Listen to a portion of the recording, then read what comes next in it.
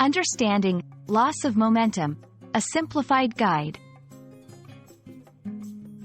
Hello everyone, and welcome to our English language learning series. Today, we're going to explore a common English phrase, loss of momentum. This phrase is used in various contexts, from physics to everyday life. Let's dive in to understand what it means and how you can use it effectively in your conversations.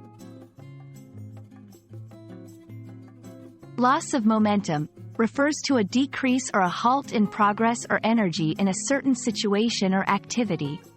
Originally from physics, where it describes a physical object slowing down, this phrase is now widely used metaphorically.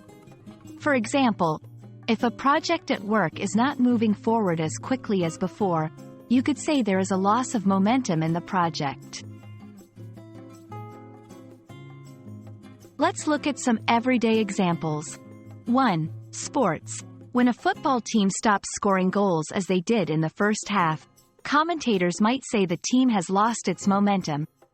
2. Business.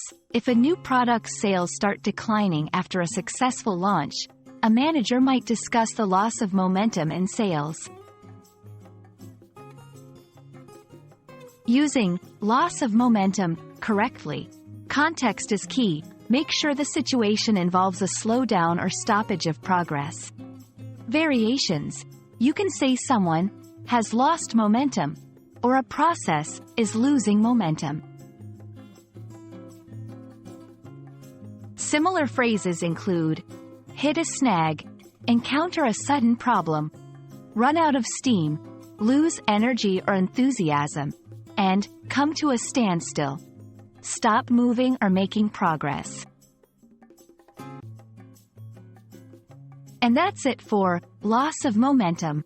We hope this explanation helps you understand and use this phrase confidently in your English conversations.